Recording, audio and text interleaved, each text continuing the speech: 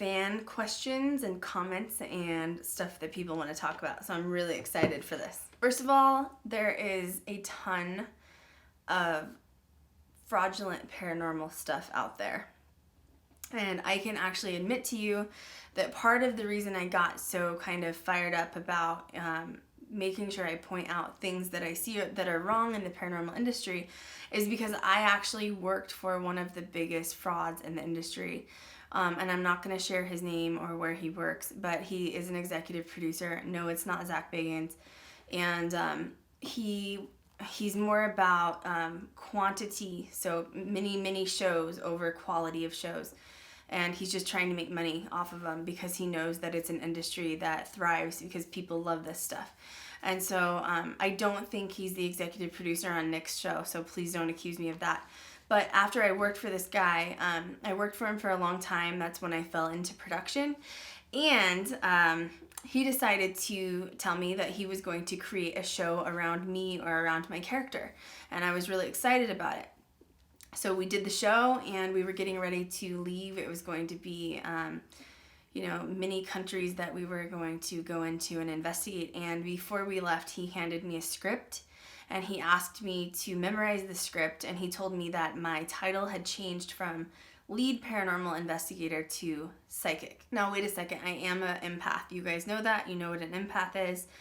I don't consider an empath a psychic. I actually threw like a really big fit about it. I said, no, I am not going to be a psychic. I'm not going to take the script. And in fact, I'm not going to be a part of the show if this is how it's going to be. Hopefully you guys saw my blog that I wrote about this. And I did. I went and told him I was going to quit. And it was actually the day that we were supposed to leave. We were supposed to leave for Europe the following day.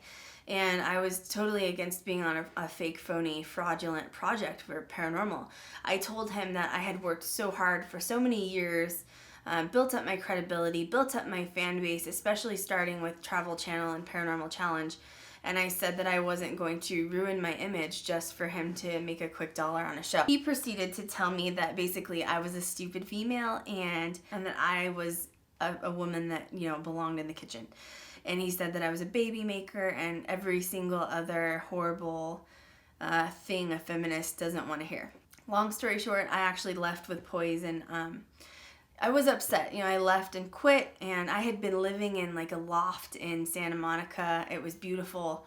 I had a driver. Like when I wanted to go somewhere, I had a driver. Like my life was like really schmancy. And but it wasn't worth destroying my image, and that was really where I started becoming an advocate for the science field of paranormal. I don't just consider myself a paranormal investigator. Like I seriously consider myself a scientist. There's items that haven't even been invented yet to be able to keep continuing to interact and prove existence of the afterlife, and that is really where like my passion thrives from. Because I worked for one of the biggest paranormal frauds, that is why I have such a big voice now, and that is why I try to teach other people, not to believe the hype of everything. Some shows are legitimate. I worked with Zach. I can tell you his show is legitimate. I haven't ever had an issue when I was working on set with him. Other shows are not so legitimate. With that, flipping into like the psychic side of things, I am very skeptical of people that claim to be psychics and demonologists. And that's because I've encountered a lot of people that claim that they can cross things over. I had a woman that I knew once that I was already skeptical of, but she claimed that she could cross things over. She said she was a demonologist. But anyway, we'd gone to this location where there was a little girl that had supposedly died. And I guess she'd been hung or something. I don't know. I don't remember the story, but we got EVPs of a little girl like crying, like she sounded like she was all alone, and it was out by this like tree wilderness area. It supposedly had been farmland. And this woman that said she was a demonologist told the little girl that she was going to come back and cross her over, and she didn't bring the tools and implements. I don't know what she needed. Like, I don't know if she needed sage or what, but she said she didn't bring anything that she needed, that she would be back. And then we got EVP responses from the little girl, like understanding that she would wait for her to help her be crossed over. She sounded like probably somewhere between 7 to 9 through the EVPs. And I had messaged this woman back like maybe 4 weeks later and said, you know, did you ever go back to cross that little girl over or whatever you were going to do? And she's like, no, I really didn't know how to do it, honestly. And her and I ended up kind of getting into an argument because, like, my side of this with paranormal, because I'm an empath, is, can you imagine being that like 7 or 9-year-old little girl that was giving us intelligent responses? She is stuck outside right now over in that same area, and she's been out there for eternity. God knows when she was killed. And someone came to promise her to help cross her over, and nobody ever ended up showing up to help her. I think that is so wrong. You should never claim to be a psychic or a demonologist unless you really know what you're doing.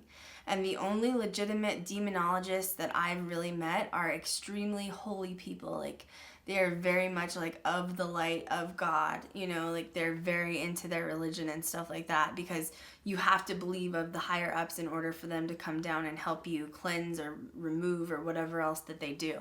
So that's why I'm so skeptical, because you cannot just label yourself because you've read a couple of books. Like, this is a process that never ends. And, you know, I've been studying demonology, but am I a fluent in it? Absolutely not. Would I go in there and claim to be one? Absolutely not. There's no way. I mean, this is something that takes years and years of skill, and I would never want to do something wrong, and it either affects the family or it even affects myself. Same thing really goes with psychics. You can't listen to these people if they're not telling you the truth. I can't tell you how to figure out if a psychic's real or not. I can tell you this: if you go in to do a reading, don't have wabble mouth. Seriously, like, go into a psychic and seriously sit there and just shut up. If they ask you to say yes or no, then do that. Just agree, yes, you're right. No, that's not right. Some people use psychic as therapists. So they'll go and sit down and like, oh yeah, you're right, because my cousin and my sister and blah, blah, blah, and all this stuff. And all of a sudden they have your whole life story. And then they start telling you stuff back in a different way. And it ends up being completely false. I am not saying there are no real psychics out there. There are real psychics. To find one, that can be like a needle in a haystack. Honestly, I think that's why like Chip Coffey and like Chris Fleming have gotten as far as they have, because they are real and they have done legitimate work in this industry for paranormal. People that are trying to use it for research and science, I think they have really good, positive, you know, aspirations behind why they're doing what they're doing. People that are doing it just to become famous or to make money off of it, that's the kind of people that you want to stay away from, that are probably not legitimate. I had someone write me about having attachments and like prayer and protection and what do I do and all that stuff. So I'm just kind of going to be upfront with you guys and honest. Probably 70% of the time, or 7 out of 10 investigations that I go on, I get followed home. And it is impossible to stop. There's nothing I can do to stop it. I've tried, you know, prayer and protection before the investigation. I've tried it after the investigation. I've tried different types of prayer. I've been told by not just psychics, but like other friends, that my energy is like really gravitating, that like not only like human people, but like energies of the other side really like my personality. And I tend to just get magnets, and I'm like a beacon in the night, and they see my light and they just like stick with me.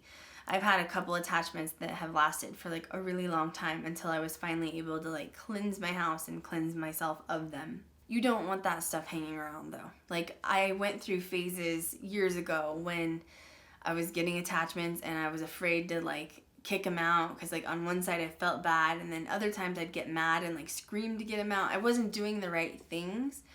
I will tell you that I'm not a super religious person. I'm not somebody that goes to church constantly, but I will tell you that when I need a priest, or when I need church in my life, or if I need prayer, I am completely open to it. I'm not, closed off to it. So there are times like I know the St. Michael prayer completely by heart.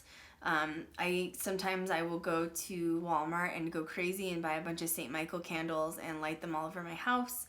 And sage, like I'm Native American, so I already use sage anyways, but white sage is awesome. And But knowing the St. Michael prayer, anytime I feel like something's in my house, I will recite the prayer over and over and over again, and I know it's gone. Honestly, like, you're gonna laugh, but I always tell, like, my friends that are investigators that, like, St. Michael is my homeboy, because, like, there's been times where I can really feel that, like holy, positive energy around me when I need it. And especially when you get followed home. Like, I have pets, and, you know, you just don't want them around your kids or your pets or anything like that. It can be really, really scary sometimes when, like, movement's going on. So please don't allow attachments to happen, you guys. If something's going on at home, get rid of it. You don't want it. You don't want it there. But I will tell you, like, if there's a husband and wife in a house, and, you know, the wife knows there's an attachment and the husband knows there's an attachment, and only the husband's trying to get rid of it, it's not going to go. Both people have got to know that it's there, acknowledge that it's there, and you're going to have to both agree to get it out. You both have to stand your ground, even if you're alone in an apartment, you know. Like, I have one of my really good friends, and her brother lived in an apartment, and they told me how haunted it was. And she was too afraid to tell it to leave, but he would. But it still stuck around because he was like, well, it's both of your house. Only one of you told me to go, so I guess that means I can stay. So you have to put your foot down. Like, if this is your house and this is what you pay rent for or mortgage for, that's your casa. Nothing else is allowed in it. And because you pay for it and it's yours, you are the one that has to tell it to leave. And it will. Like, you have to make it go. And sometimes just that's enough. If not, St. Michael is even more. And if that doesn't work, Sage is even better. And Lord's Prayer and all this stuff, like the typical stuff. But I've had people I've tried to help, you know, like remove things from their house from like a distance. I have it down to a system, and people that are open to it, it has worked every single time. People that are not open to it, they live with the attachment. Maybe that's just your life theme, that you don't want to get rid of it. You want it to stick around. I wouldn't want it to stick around. I've had good things follow me home. I've had bad things follow me home. Don't get paranoid, because, like, first of all, to encounter demonic activity is extremely rare. Just when you're going into an investigation. Like, that's another thing that drives me crazy with investigations on TV, where, like, oh, it was demonic. Oh, it was demonic. Oh, it was please give me a break. It is so rare that you're going to run into a demonic thing. Like, I would say most of the time it's just going to be an angry, pissed off spirit that has no idea it's dead, and he wants to know why you're in his house, and he's going to do everything he can to get you out. So then on top of that, to get the demonic attachment, unless you've been like dabbling in like black magic or like a really bad, you know, Ouija board that's been used for malicious purposes, or like some sort of really bad witchcraft or something, you don't really need to worry about demonic attachments unless you're wanting it. Same with like possession. If possession occurs, I've only seen it a few very rare times, because I'm very skeptical on that as well. But I've only seen it occur in weak-minded people, so people that like just can't protect themselves, or people that actually want to experience the possession. That's the more times I've seen it occur, is with people that kind of taunt it, don't believe that it can happen, and then they want to know what it feels like, and then after it happens, they don't even realize what was going on. Okay, so let's switch gears. That's getting like really deep. I had someone ask me about Mark and Debbie Constantino, and I've been really like kind of afraid to like talk about it, because it's a really controversial topic, but I feel like it's something that should probably be brought up. I am not here to take sides. I did get to know Mark and Debbie Constantino.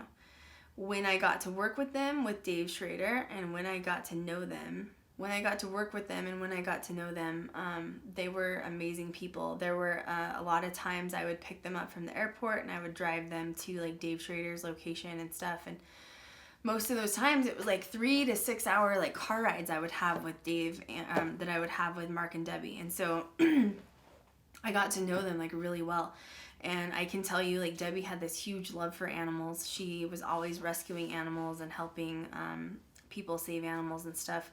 And you know, I guess in the paranormal community, a lot of people knew Mark and Debbie as people that would fight. They would fight in front of other celebrities and stuff like that. And it was kind of just like a hush hush thing. No one really ever suspected it was like obviously as major as it was. I think everybody just kind of was like, oh, it's Mark and Debbie. They just fight. That's just what they do. You know, that's just what they do. They've been married for a long time. They just tiff about stuff. And like, it's funny because like I can remember one of the times that we were in the car. I was in the car with them, and they were fighting about like an old piece of gum for like 20 minutes. It was hilarious. So but you know, like, you don't really have like that problem with them. I didn't. And I can say that, like, you know, whatever darkness that they had following them around, and I don't mean like demons or anything, I just mean like within their marriage, they were really pretty good about not sharing that with the paranormal community. I mean, like I said, we knew that they would fight, but that was about it. As far as like what happened, if you're not aware of what happened, Mark did end up shooting Debbie, and then he shot himself. So it was like a murder-suicide situation. As far as I've heard, like through the grapevine of the family, they've always had, you know, domestic issues. Once again, as a paranormal community, we did not know that. Apparently there were like issues with the kids. They had like 2 daughters or something like that, and I guess they like were always involved in the conflict, which is really sad. So anyway, I'm not here to take sides. I loved Mark as much as I loved Debbie, and I thought that they were amazing people. I thought that they contributed a lot to the paranormal industry. I thought they were a lot of fun to hang out with. I just don't really have anything bad to say about them, to be honest. I will say that there has been some people that have come forward that have done private investigations with Mark and Debbie, and this is people of the famous paranormal community, and there's been claims of possession, that Mark had been possessed, or Mark had been having like a past life regression, and it was on tape, and someone released this tape to the public shortly thereafter. The murder-suicide happened. And I didn't think it was appropriate. And I didn't think it was appropriate for a lot of reasons. First of all, like, they haven't been gone that long. Second of all, you're not family of theirs. They're not here to, you know, defend themselves. And it's more of like a publicity issue. Like, you're trying to get attention by using their name after this like big dramatic event occurred, which I thought was just like really kind of demeaning, to be honest, especially when something so tragic like that happened. So, you know, as far as Mark and Debbie go, I honestly thought they were great people. I feel very lucky and like privileged that I got to get to know them. I don't have anything bad to say to them. I don't have any sides to take. I think what happened was horribly, horribly tragic. I've had people ask if, you know, they had demonic possession after, you know, being in all the dark places they've been, and all of the investigations they've done. That was speculation. I've heard through the grapevine that they were seeking advice from other people in the paranormal industry on how to get rid of possession, or how to get rid of attachments and stuff like that. To me, it's just speculation. I don't really know. I will not speak on their behalf, because I don't think it's fair that they're not here to stand up for themselves and kind of have that talk with us on the other side. So I do think it's a little soon for people. Like, we're running out doing, you know, EVP sessions, trying to connect with them and trying to get them, you know, to come through with like the SP7s and stuff. And I thought that was really wrong. Like, it's mainly out of respect for them, especially some of the people that were doing this were in the paranormal field of like the celebrity status, and I thought that was just really sending a really wrong message, because first has to come to like respect for human life, and we don't know what their problems were in their marital life. We don't know if there was demonic attachments, but to have just general respect for human life is like letting that like dissipate, and just like letting them move on or whatever, and just having respect for them and for their life. And so who knows what's gonna happen, but I feel bad for their family, and you know, I hope that Mark and Debbie can rest in peace. So the last thing that I wanted to chat about was someone was asking me, actually I've had several or maybe 10 people ask me about the demon house. Now that it's been destroyed, what's going to happen to all the entities? And there's actually been some people that have messaged me that were like, my house is like 7 blocks away. Is it going to come over here? And I was like laughing hysterically. So super weird fun fact is the Sharon Tate house where the murders occurred in Beverly Hills. There has been a lot of people that have done investigations in the area, in all of those houses, but the most famous one was there's a gentleman that purchased a big lot of land up in Beverly Hills, and he built a house from scratch, from down to nothing all the way to this huge mansion. His house is now one of the most haunted houses on the block of where the Sharon Tate murders happened. That house in particular isn't even where the Sharon Tate murders occurred. So, can they travel? Absolutely. We've proven it. We've proven it through, investigations. We've proven it through EVPs. We've proven it through just general data collection and interaction. Most of the EVPs this guy gets in the house, he's had numerous paranormal teams come in there, and they're all EVPs related to the Sharon Tate murders. Is it strange that, it's down the street and over a block that, the actual murders occurred? Yeah, that's really weird. But absolutely it can happen. It's just whatever this paranormal energy, kinetic energy, whatever it is, it can travel. And honestly, I don't know what's going to happen to the land. Will the land stay haunted where the demon house was? Maybe. Will other houses surrounding it become haunted? Maybe. If somebody builds a house there, will it become haunted? Probably. I would say that's a pretty high probability. But yes, the answer is those suckers can travel, whatever it is. And what sucks is until the Demon House documentary comes out, we don't even know details. Someone said it was one demon, and then someone said there's hundreds, and somebody said there's 10, and I'm assuming it's more than one. Usually when there's a haunt, there's always more than one, but are they really demons? I don't know. We'll have to find out. Really cool stuff though. I can't wait till that documentary comes out. So anyway, guys, I'm so glad that I'm back. I'm glad that I'm not sick anymore, and I can't wait to chat with you some more. So leave me comments below. Give me super good feedback. Love hearing from you guys. Give me a thumbs up. Make sure you subscribe to my channel. And any questions you guys have, I am always more than welcome to interact with you guys. Give me ideas to chat about. I love this stuff. So, disclaimer, I am a cosmetologist, and I'm not gonna wear less makeup. So if it bothers you, I'm so sorry. But yes, I am a female. Yes, I'm a paranormal investigator. Yes, I love science, and yes, I wear makeup. It is possible. So anyways, people are weird. I'll talk to you guys later. Bye.